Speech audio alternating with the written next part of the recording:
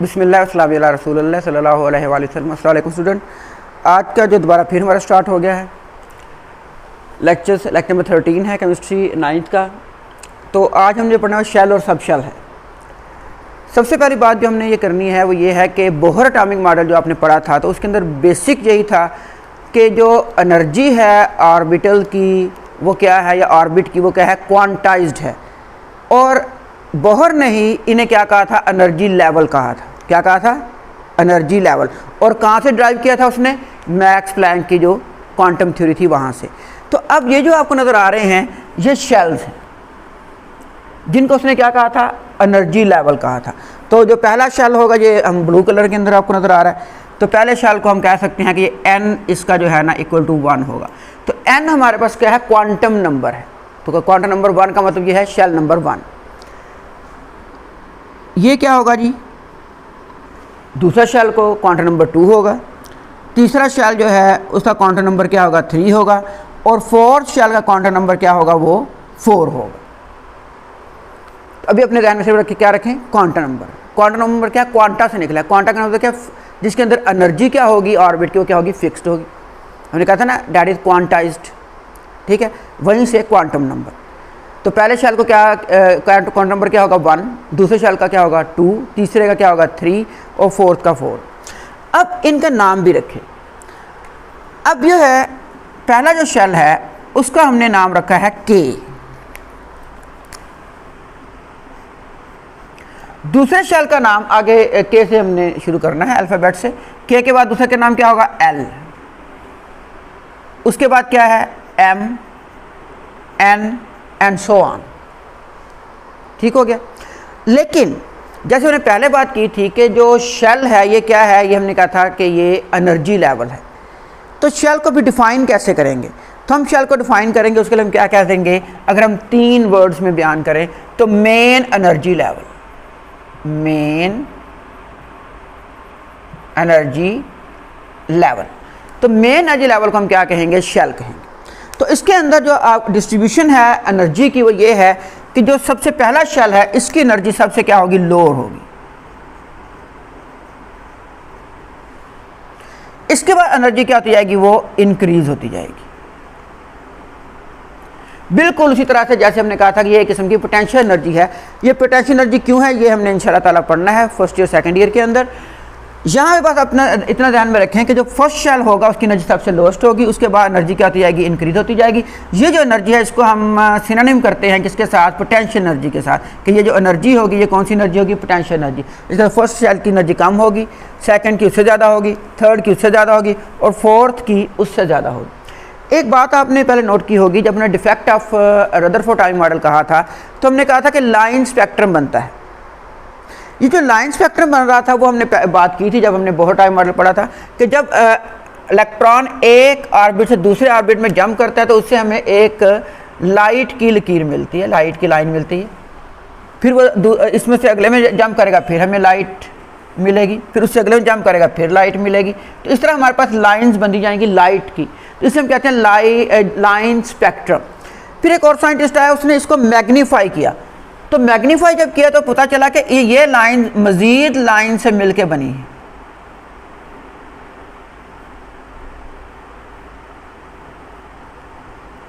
तो ये बड़ी हैरानकुन बात थी।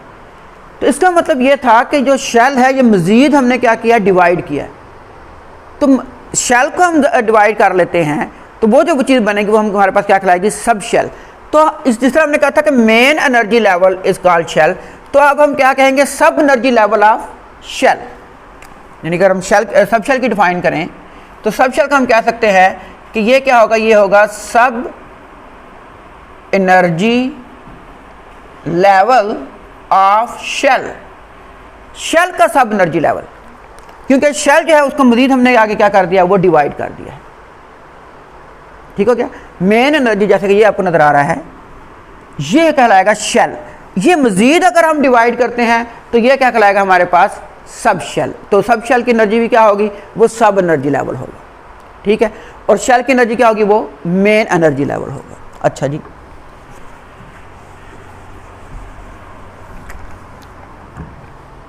अब जो है शेल, जो फर्स्ट शेल है इसका जो सब शेल होगा वो एक होगा और वो होगा S।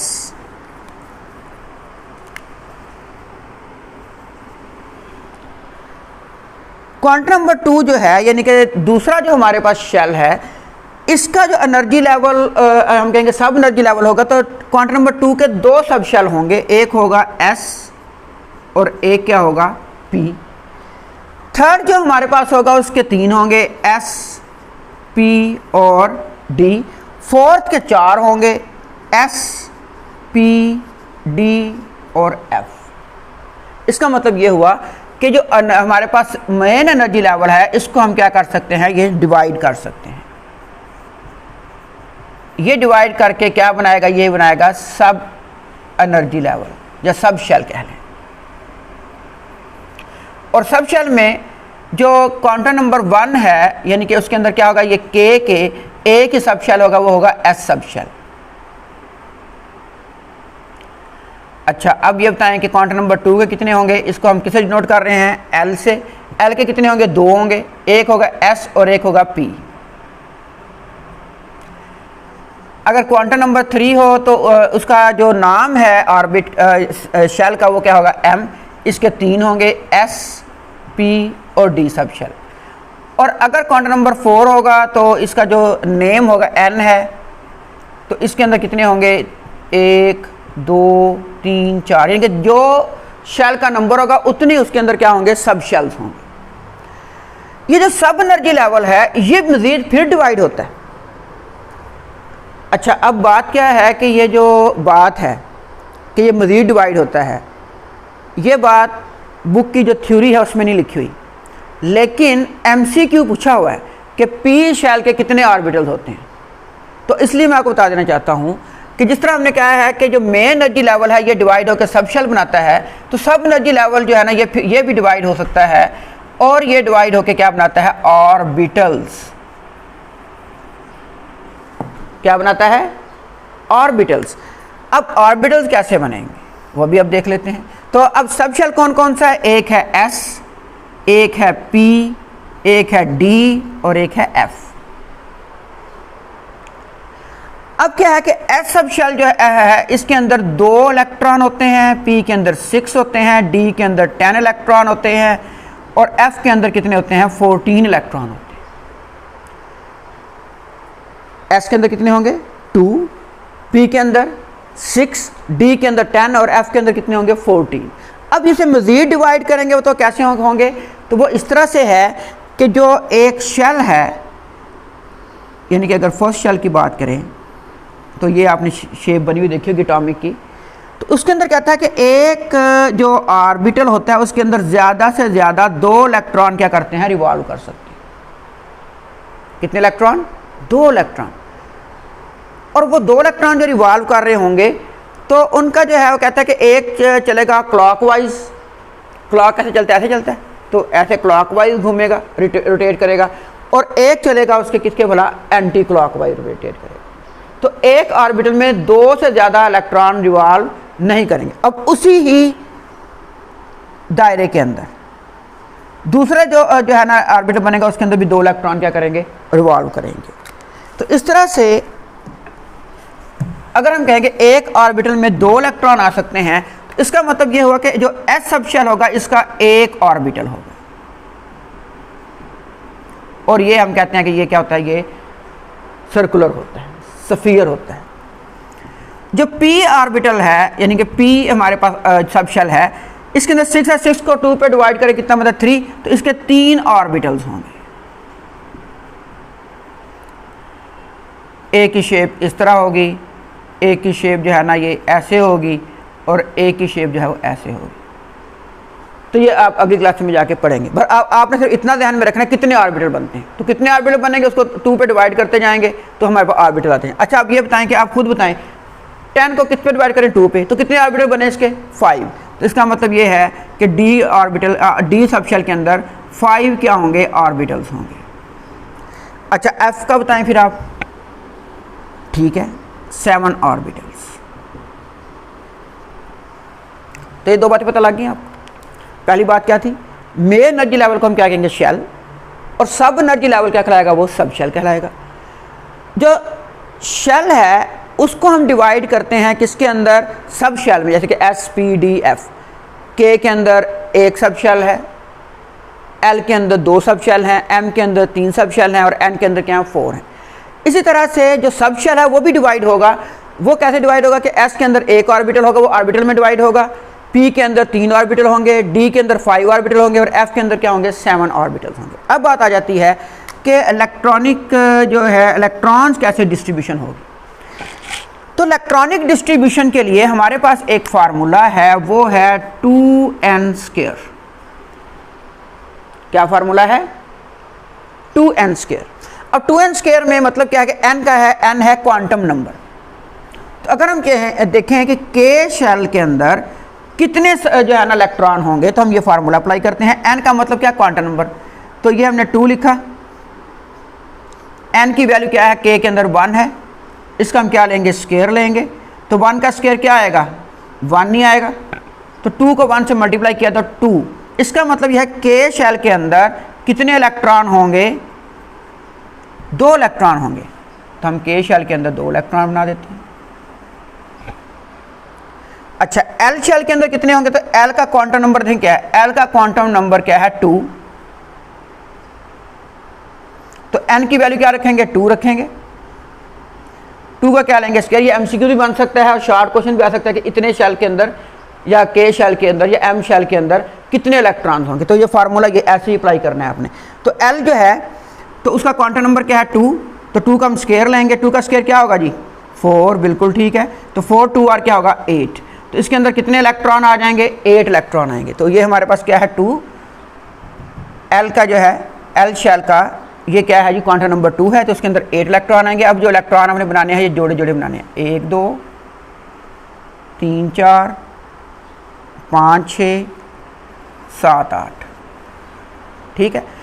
अच्छा जी, m के अंदर कितने होंगे, तो m जो है इसका बताएं जी क्वांटम नंबर। m का क्वांटम नंबर क्या है 3। इसका मतलब 3 का हम क्या लेंगे, स्क्वायर, क्योंकि 2n² फार्मूला है ना। तो n की वैल्यू हमारे पास क्या है 3, वो हमने 3 पुट कर दी है, इसका स्क्वायर लिया। तो 3 का स्क्वायर क्या आएगा 9, 9 2 और क्या होगा 18 इलेक्ट्रॉन। तो इसका मतलब ये हुआ कि जो m शेल है इसके अंदर 18 इलेक्ट्रॉन आएंगे।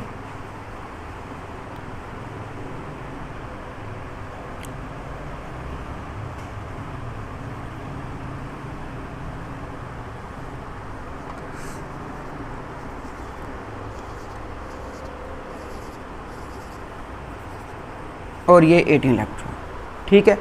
इस तरह n जो है, n का क्वांटम नंबर क्या है जी, n का क्वांटम नंबर क्या है जी 4। तो 4 का क्या लेंगे स्क्वायर, 4 4 और क्या होगा 16, 16 2 और क्या होगा 32 इलेक्ट्रॉन। तो ये आप खुद बनाएंगे आखिरी शेल के बुक के ऊपर, ठीक है। कितने इलेक्ट्रॉन हो गए 32। तो ये हमें पता लग जाता है कि किस शेल में कितने इलेक्ट्रॉन्स आते हैं। जबकि यहाँ पे हमारे पास जो है वो फुल है कि s के अंदर कितने आएंगे 2 इलेक्ट्रॉन, p के अंदर कितने आएंगे 6, d के अंदर कितने आएंगे 10 और f के अंदर 14। अगर डिस्ट्रीब्यूशन कैसे की हुई है वो ये यहाँ पे देख लें आप कि अगर हम कहते हैं k शेल है तो k शेल के अंदर 2 इलेक्ट्रॉन हैं, तो k जो है उसके अंदर सब शेल एक ही होगा। तो इसके ऊपर हम क्या लिखेंगे 1 इलेक्ट्रॉन, 2 इलेक्ट्रॉन आ जाएंगे इसके अंदर। 1 यहाँ लिखने का मतलब होगा ये क्वांटम नंबर है। दूसरा अगर आप देखते हैं तो दूसरा जो है यानी कि l शेल, इसके अंदर हमने क्या कहा कि 2 सब शेल होंगे, एक s होगा और एक p होगा। अब s में कितने इलेक्ट्रॉन आते हैं 2, p में कितने आते हैं 6, 6 और 2 कितने हो गए जी बताएं जी, 6 और 2 कितने होते हैं 8। तो 8 इलेक्ट्रॉन पूरे हो गए, ठीक है ना। तो इसका मतलब होगा l शेल में 2 सब शेल हैं, एक s और एक p। अच्छा जी, m शेल जो था इसमें m शेल में कितने हैं जी सब शेल, s p और d, s p और d। s में कितने आते हैं, s में 2 इलेक्ट्रॉन आते हैं, p में कितने आते हैं 6, d में कितने आते हैं 10। इनको जमा करें तो कितने इलेक्ट्रॉन बनेंगे 18 इलेक्ट्रॉन बनेंगे। 10 10 प्लस 6 16 प्लस 2 क्या होगा 18 इलेक्ट्रॉन। तो शेल कौन सा, ये 3 है। तो इसको हम क्या लिखेंगे, ये 3s, ये 3p और ये क्या आ जाएगा 3d। अच्छा जी, उसके बाद क्या है जी, उसके बाद हमारे पास है क्वांटम नंबर 4 n। तो n के अंदर जो है वो कितने आएंगे जी, n के अंदर हम जानते हैं कि n के अंदर सब शेल आएंगे S P D F, यानी कि 4th शेल है तो 4 ही सब शेल है, एक है S, एक है P, एक है D और एक है F। अब जमा करके देख लेते हैं कि 32 इलेक्ट्रॉन बनते हैं कि नहीं। तो S में कितने आते हैं, हमने क्या लिखा है, X में 2 इलेक्ट्रॉन आते हैं, P में 6 इलेक्ट्रॉन आते हैं, D में 10 आते हैं, F में 14 आते हैं। ठीक है, तो इनको अगर हम प्लस करते हैं, ये कौन सा शेल था जी 4, तो इनके साथ 4 लिखते हैं, 4s2 4p6 4d10 4f14। तो इनको जमा करें, 14 और 10 कितने हो जाएंगे 24, 24 और 6 कितने हो गए 30 प्लस 2 32, तो ये 32 इलेक्ट्रॉन पूरे हो गए। तो इस तरह से डिस्ट्रीब्यूशन होगी इलेक्ट्रॉन की, जो हम आगे इलेक्ट्रॉनिक कन्फिग्रेशन के अंदर ही पढ़ेंगे। तो अभी सिर्फ आपने ये देखना है कि जो मेन एनर्जी लेवल है उसे हम क्या कहेंगे, shell. Sub energy level of shell is called sub shell. Sub shell जो शेल है उसको डिवाइड करते हैं किसके अंदर, सब शेल के अंदर, जिसके अंदर क्या होगा कि पहले शेल का सब शेल एक ही होगा, दूसरे के 2 होंगे, तीसरे के 3 होंगे और फोर्थ के कितने होंगे 4 होंगे। जो शेल सब शेल है वो भी डिवाइड होता है, वो किस में डिवाइड होता है, ऑर्बिटल्स के अंदर, कि एस शेल का एक ऑर्बिटल होगा, ये हम आगे पढ़ेंगे, पी का 3 ऑर्बिटल होंगे, वो हमारे p x p y p z ऐसे करके बोलेंगे हम। डी जो सब शेल है उसके 5 ऑर्बिटल होंगे, एफ शेल के 7 ऑर्बिटल्स होंगे। अब इलेक्ट्रॉन कैसे डिस्ट्रीब्यूट होंगे उसके लिए हमारे पास फार्मूला है 2n²। तो 2n² फार्मूला अप्लाई करके हमने देखा है कि पहले शेल के अंदर 2 इलेक्ट्रॉन आते हैं, दूसरे शेल के अंदर 8, तीसरे शेल में 18, फोर्थ शेल में कितना है 32। इनके सब शेल के अंदर डिस्ट्रीब्यूशन क्या होगी कि के शेल के अंदर, क्योंकि हमने देखा है के शेल में एक सब शेल होता है, उसके अंदर 2 इलेक्ट्रॉन आ गए। दूसरा जो हमारे पास शेल था उसके अंदर 2 सब शेल होते हैं एस और पी, तो इसके अंदर 6 और 2 कितने हो गए 8 इलेक्ट्रॉन हो गए। तीसरा सब शेल जो था उसके अंदर तीसरा शेल था उसके अंदर 3 सब शेल हैं एस पी और डी, तो उसके अंदर देखें इलेक्ट्रॉन को डिस्ट्रीब्यूट किया हमने तो 18 इलेक्ट्रॉन पूरे हो गए। एन सब शेल जो है एन शेल जो है जो कि 4th शेल है, इसके अंदर हमने देखा है कि 4 सब शेल हैं एस पी डी और एफ, और उनके अंदर हमने इलेक्ट्रॉन लिखे हैं कि एस के अंदर 2, पी के अंदर 6, डी के अंदर 10, एफ के अंदर 14, को हमने प्लस किया है तो कितने इलेक्ट्रॉन हो गए 32 इलेक्ट्रॉन हो गए। तो ये था आज का लेक्चर जिसके अंदर आपने देखा कि हमने जो शेल और सब शेल को समझा है कि शेल क्या होगा और सब शेल क्या होगा। तो शेल जो है ना वो क्या है हमारे पास क्वांटम नंबर है, ठीक है। तो इसको आप जो है ना एक दफ़ा लाजमी देखें, उसकी जो है ना क्या कहते हैं डिफरेंस शेल और सब शेल के अंदर, ये बहुत दफ़ा आता है। तो जो मैंने अब आपको डिफरेंस में बताया इसको आपने सेंटेंस वाइज लिखना है, ठीक है। तो लिख के तो जो मेरी क्लास है वो मुझे जो है ना व्हाट्सएप करेगी।